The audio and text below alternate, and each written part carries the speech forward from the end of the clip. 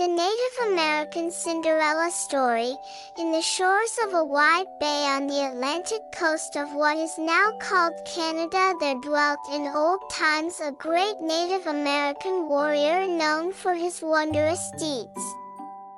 He had a very wonderful and strange power. He could make himself invisible.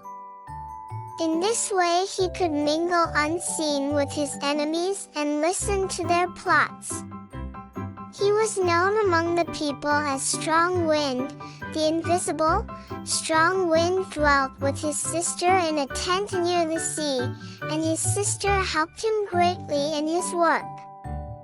Many maidens would have been glad to marry him, and he was much sought after because of his mighty deeds. It was known that Strong Wind would marry the first maiden who could see him as he came home at night. Many made the trial, but it was a long time before one succeeded. Strong Wind used a clever trick to test the truthfulness of all who sought to win him.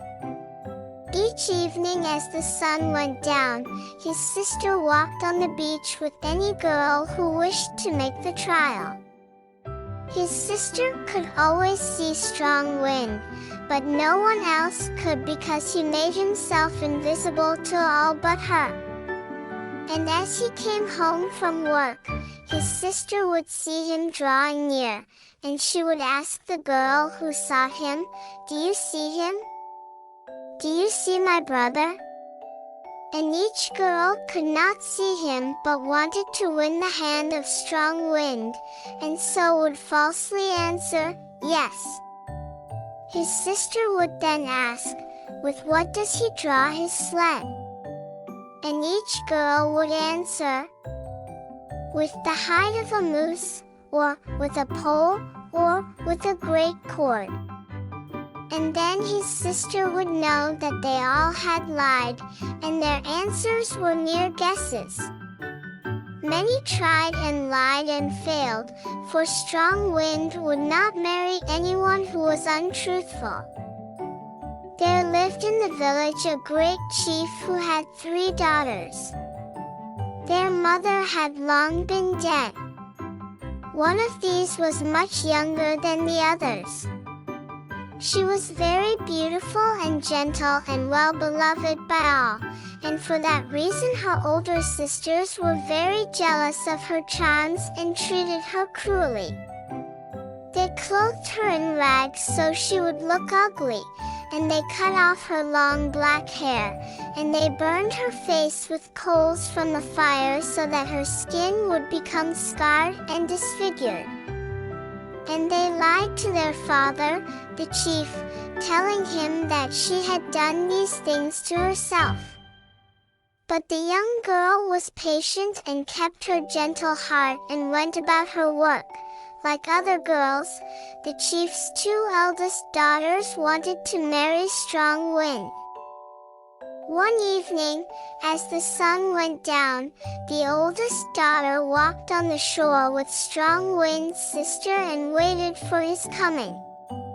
Soon he came home from his day's work, drawing his sled. His sister asked as usual, "Do you see him? Do you see my brother?" And the oldest daughter, lying, answered, "Yes." And she asked, "Of what is his shoulder strap made?" The girl, guessing, said, "Of rawhide." And Strong Wind knew that the oldest daughter had lied, and he kept himself from her sight, and she went home dismayed.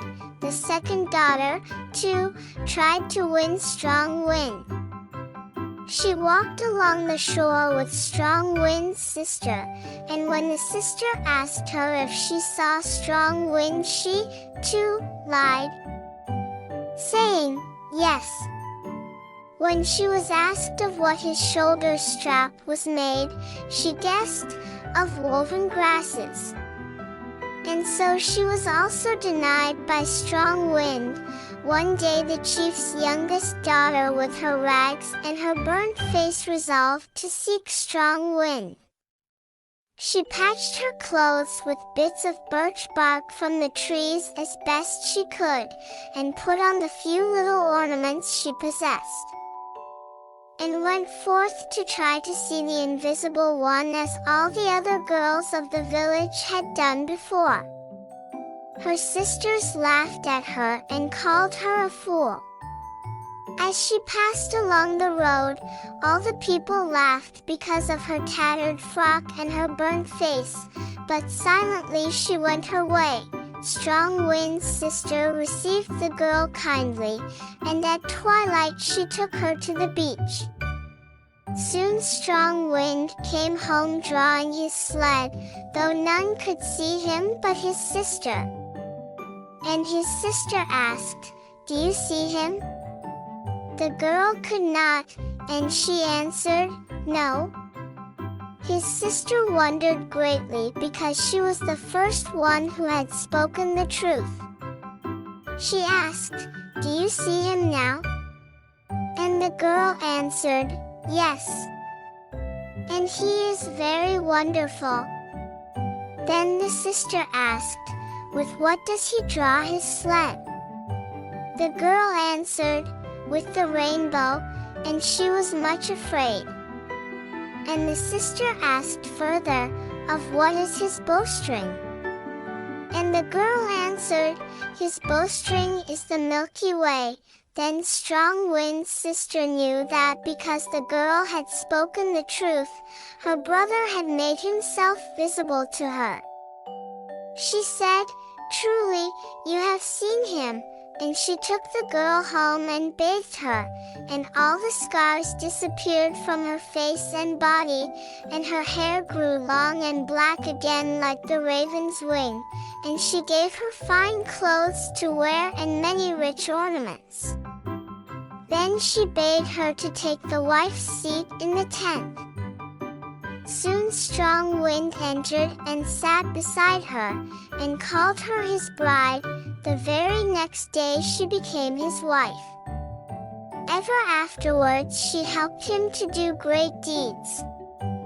The girl's two elder sisters were very cross, and they wondered greatly at what had taken place. But Strong Wind, who knew of their cruelty, resolved to punish them.